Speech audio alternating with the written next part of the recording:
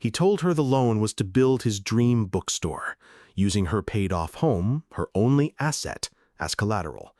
But after he defaulted, she discovered the truth online. He spent every cent on a secret, lavish wedding for a woman she'd never met.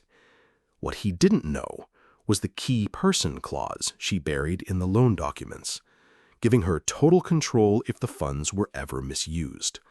So how do you use a single legal clause to seize every asset your son bought, liquidate his entire sham business, and repossess the honeymoon suite he's currently sleeping in? This is for the mothers who gave their life savings and were called a burden, for the sisters who co-signed a loan and were left with the bill, for every woman who was made to feel that her sacrifice was just an available line of credit. Your story will be told. I am not here to tell you that forgiveness is the answer. I am here to walk you, step by step, through the cold and satisfying calculus of balancing the books. The pen felt heavier than it should have.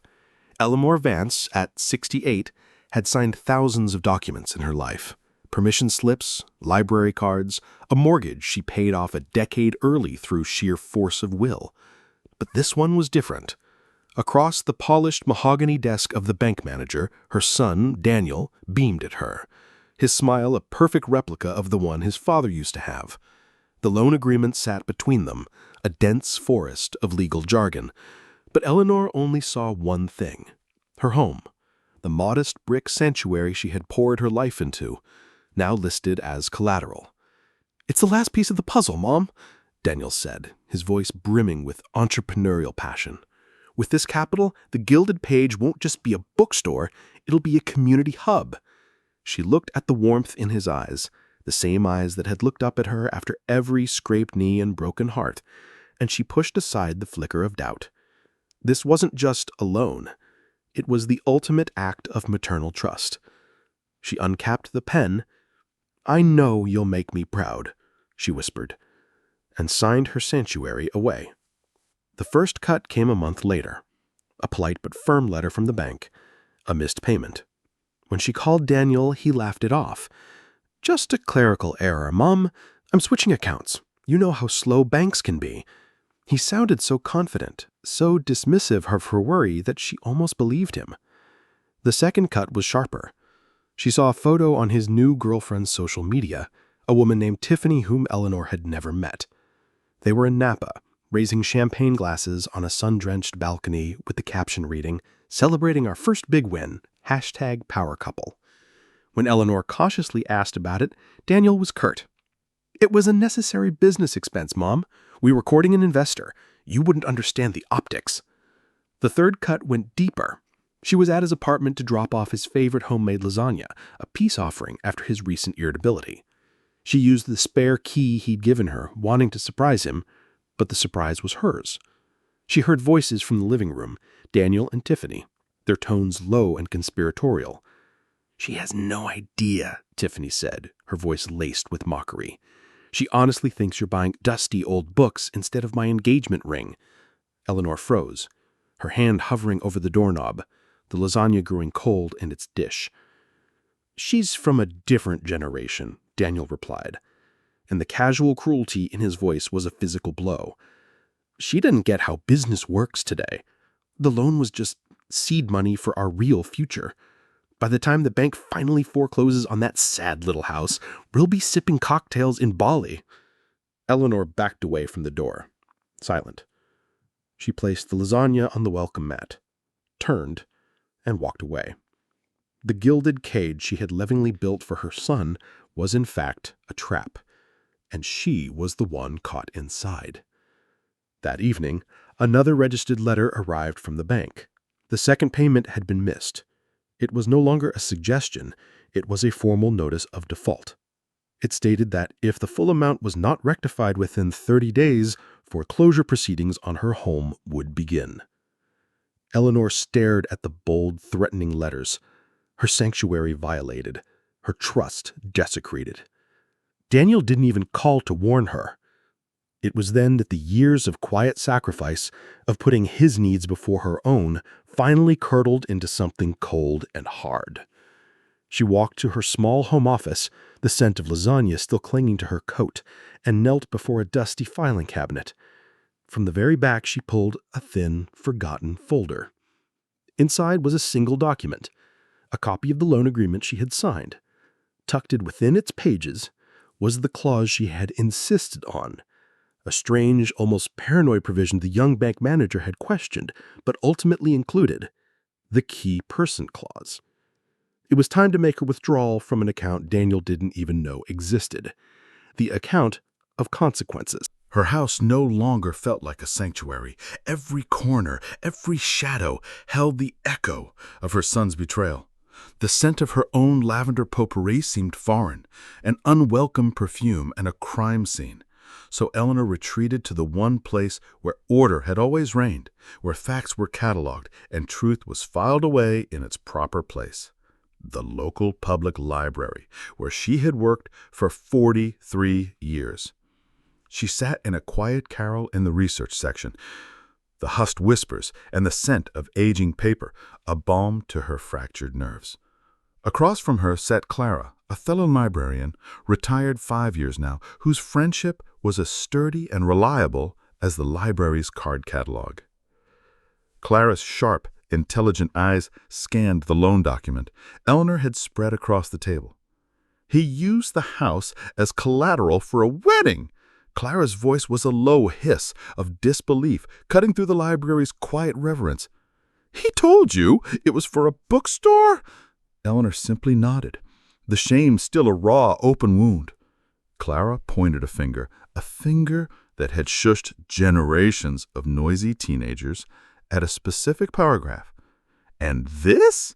This is the clause you told me about all those years ago, the key person provision. I thought you were being paranoid. Henry always said to trust, but verify, Eleanor said, her voice quiet but steady. He never trusted Daniel's judgment when it came to money. I insisted, the lawyer added. It ties the loan directly to the stated business purpose. If the funds are misdirected, then full control of the business entity and all assets purchased with the funds transfers to the co-signer.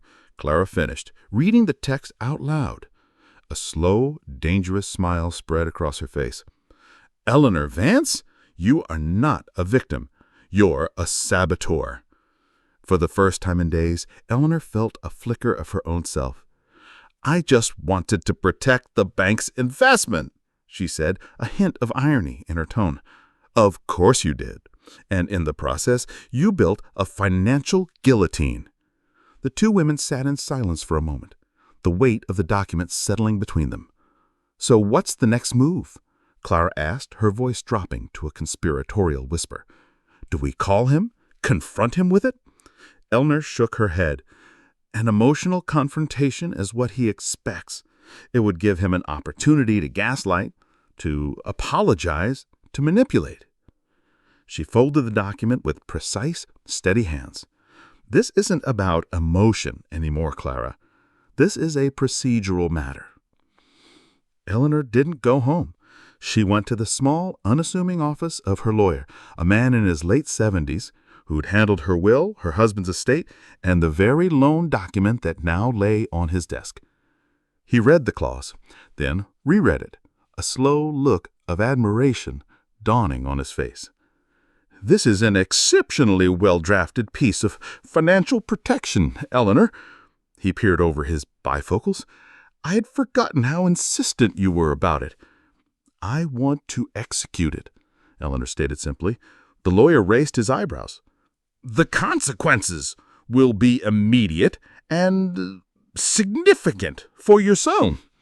I am aware, she replied, her voice leaving no room for argument.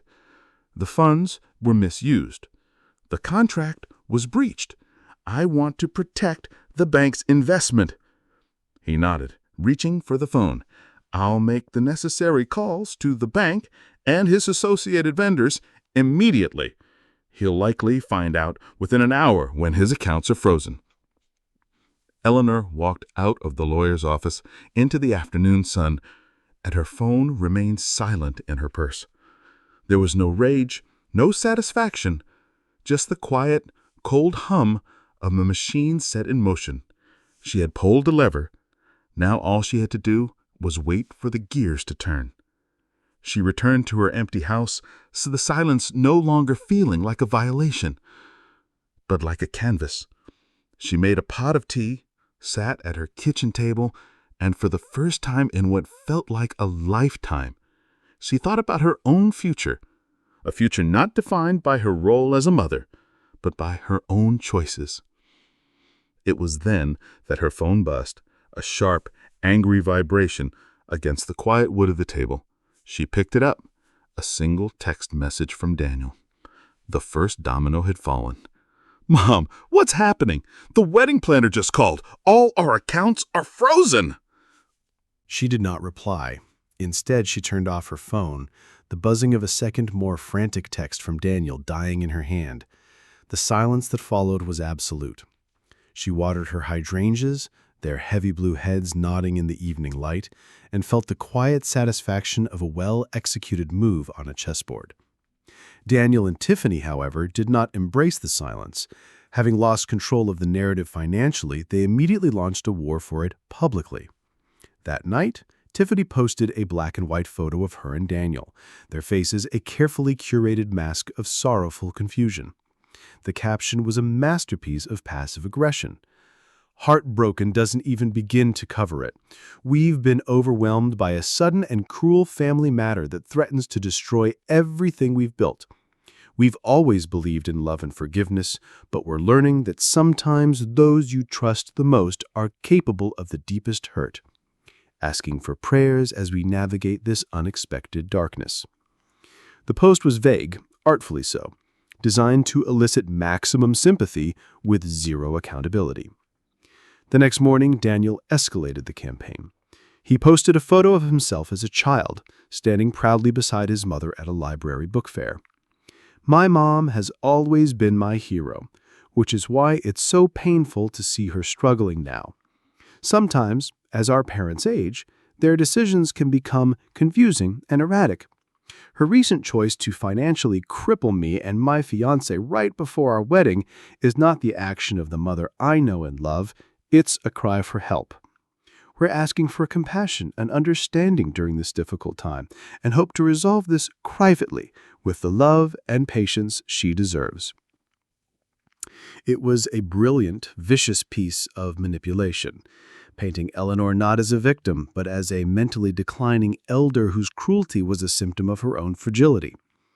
"He's calling you senile," Claire spat, scrolling through the comment section on her own phone as she sat at Eleanor's kitchen table. "He's believing him. Look at this. So sorry you're going through this, Daniel. Sending love and strength. He's framing you as the villain." Eleanor remained calm, methodically slicing a lemon for their tea. "He's doing what he's always done," she said, her voice steady. "He's creating a narrative that absolves him of responsibility. He learned it from his father."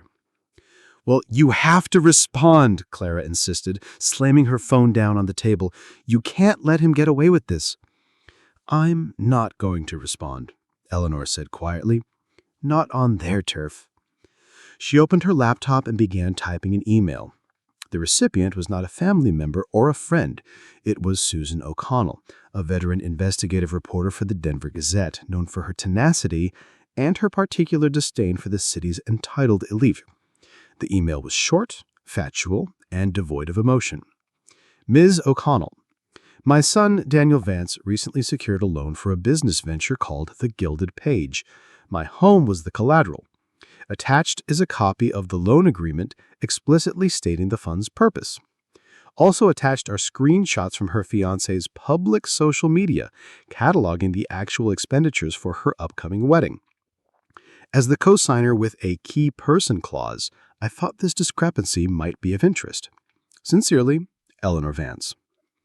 She attached the scanned loan document, the bank's foreclosure notice, and 5 crystal-clear screenshots of Tiffany's posts: the Napa trip, the deposit receipt for the Bali honeymoon, the custom-made wedding dress fitting, the invoice for the floral arrangements, and a selfie with her bridesmaids captioned, "He said the sky's the limit when your future mother-in-law is footing the bill." She pressed send. "He wanted to fight this war in the court of public opinion," she said to Clara, closing the laptop. "He didn't realize I'd be bringing my own army." Now the power had shifted irrevocably. The truth was no longer a secret between them. It was evidence in the hands of a woman who built her career on exposing the lies of powerful men. The Sunday Denver Gazette landed on doorsteps like a grenade. Susan O'Connell's column, front and center on the Metro page, was not a subtle piece of journalism. The headline was a scalpel. Local Sun funds lavish wedding with elderly mother's collateral, cites erratic behavior when she objects. The article was a methodical dismantling of Daniel's narrative. It featured a side-by-side comparison of his saccharine posts about his struggling mother next to Tiffany's chronicles of luxury wedding planning. It detailed the exact amount of the loan, the address of Eleanor's modest brick home, and, most damningly, it quoted the key person clause in its entirety. The court of public opinion, which Daniel had tried to weaponize, delivered its verdict with swift and brutal efficiency. The comment section of his social media page became a wasteland of digital shrapnel. The investor he was courting in Napa issued a public statement clarifying that he had no business relationship with Mr. Vance. The first attack in Eleanor's quiet war had been a decisive public victory. Cornered and publicly shamed, Daniel and Tiffany attempted their next maneuver, a direct emotional assault. They appeared on Eleanor's doorstep 2 days later, a performance piece of calculated remorse. Daniel held a bouquet of apologetic lilies. Tiffany's face was pale and tear-streaked. "Mom, we are so sorry. This has been a horrible misunderstanding." "I never wanted any of this," Tiffany added, a tear tracing a perfect path down her cheek. "I just love your son so much, and we got carried away." Eleanor looked at them from behind her screen door, her expression unreadable. She let their apologies hang in the air for a full, uncomfortable minute before she spoke. "The matter is now in the hands of my attorney, Daniel," she said, her voice as cool and clean as polished marble. "Any further communication should go through him. As for the misunderstanding, the bank's foreclosure notice seemed to have grasped the situation with perfect clarity. Please leave my property." She closed the door on their stunned, flower-holding silence. The clickable lock was a more definitive statement than any argument could ever be. Their final gambit was the most depraved. The next afternoon, Tiffany posted a new photo, a close-up of her hand resting on her still flat stomach, displaying both her diamond ring and the faint, ghostly image of a sonogram. Amid all this pain and confusion, a little miracle, a reminder of what truly matters: family. We hope a grandmother's heart can find room for forgiveness for the sake of her first grandchild. Claire was on the phone to Eleanor within minutes, her voice a low roar of outrage. The sheer, unmitigated nerve, she's using a baby, an embryo, as a hostage. Eleanor listened calmly to her friend's fury. Then she opened her email, attached a screenshot of Tiffany's post, and sent it to her lawyer. The body of the email contained a single sentence. "Please inform the bank that pregnancy, while a joyous event, does not legally alter the terms of loan default." The gauntlet had been run. Every desperate attack had been met not with emotional reaction, but with cold, irrefutable procedure. The war was over. All that remained was the formal surrender. Eleanor sat once more in her lawyer's office, the late afternoon sun casting long shadows across his desk. "They're broken, Eleanor," the lawyer said, a note of finality in his voice. "Their public narrative is in tatters. They have no legal recourse. And their last-ditch emotional appeal has frankly horrified the very people they were trying to win over." He pushed a final document across the desk. "This authorizes the immediate liquidation of every asset purchased with the loan funds. The caterer, the honeymoon, the car, the furniture, all of it will be seized and sold to repay the bank. We can begin tomorrow morning." Eleanor looked out the window at the city skyline, her face serene, resolute. She picked up the pen, its weight familiar, in her hand. She said, "Proceed." The reckoning was not a single explosive event, but a quiet, methodical unwinding. It began with an email. The subject line simply read, "Asset Liquidation Schedule." The body contained a precise, bulleted list of everything Daniel's borrowed future had bought. The caterer, deposit forfeited. The Bali honeymoon, non-refundable tickets cancelled, a fraction of the cost recouped. The leased sports car. A tow truck was scheduled for 9 a.m. the next morning. Eleanor didn't gloat. She simply forwarded the email to her son with a single word added at the top. FYI.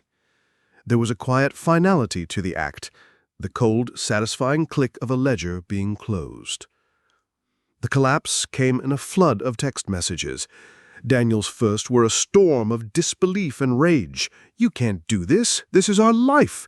Followed by, "Tiffany is devastated. You're destroying our future before it even begins." Then came the bargaining, the desperate pleas. "Mom, please, we'll pay it back. I'll get a second job, anything. Just stop this." Eleanor read each message, her expression unchanging. She placed her phone on the kitchen counter, face down. She would not engage in a debate. The time for debate was over. This was the time for accounting. The final communication from her son arrived a week later. It was not a text, but a physical letter, delivered by registered mail. The envelope was heavy, the handwriting frantic scroll she barely recognized as his. She opened it to find not a letter, but a collection of receipts. Every lavish dinner, every designer purchase, every wedding-related expense. At the bottom of the stack was a single handwritten note on a piece of torn notebook paper. "Is this what you wanted? To see it all laid out? To see me humiliated? I get it. I was wrong. We were wrong. We've lost everything. The wedding is off. Tiffany has gone back to her parents. My apartment feels like a tomb. Congratulations, Mum. You won." Eleanor read the letter once, then twice. There was no apology in it, really. Just the bitter acknowledgement of defeat from a man who still couldn't see past his own wounded pride. She did not feel triumph. She felt a profound, aching weariness. The cost of victory, she realized, was measured in the ruins of the family she had once so carefully built. She walked to the fireplace, the one her husband had built by hand, brick by brick, and dropped the letter and all its receipts into the grate. She struck a match and watched as the paper curled, turning black at the edges, the record of her son's betrayal turning to ash. As the last embers died, she deleted his number from her phone, blocking any further contact. The account was closed. The books were balanced. 6 months passed. The brick house on Elm Street, the sanctuary Eleanor had fought to save, sold in a week. It wasn't a retreat, it was a choice, a deliberate severing of a past that no longer served her. With the proceeds, she bought a small, sunlit condo downtown with a balcony that overlooked the city park and was just a 10-minute walk from the museum. Her new life was quieter, simpler, and entirely her own. She reconnected with Clara and the other librarians, but she also built a new community. On Tuesdays and Thursdays, she attended a watercolor class at the local art center. Her first attempts were clumsy, a riot of muddy colors, but the act of creation, of making something new from a blank page, felt like a form of prayer. She painted landscapes mostly, sturdy, resilient trees and windswept coastlines. Her days found a new rhythm, one dictated not by the needs of others, but by her own quiet desires. She read for hours, walked in the park, and discovered a love for baking artisanal bread. The pain of her son's betrayal had not vanished entirely, but it had receded, becoming a quiet, acknowledged scar rather than a gaping wound. One afternoon, while sitting on her balcony, watching the city below hum with life, she finished her latest painting. A single strong lighthouse standing against a stormy sea. She looked at it not with the critical eye of an artist, but with a sense of quiet understanding. She had weathered her own storm. She had become her own lighthouse. Her quiet shore was a place she had built, not inherited, and its peace was absolute. Her journey proved that the greatest power isn't in enduring disrespect, but in meticulously drafting the invoice for it. If you believe in the power of a balanced ledger, subscribe to this channel and witness the next audit. What was the one small thing someone did that proved their disrespect was intentional?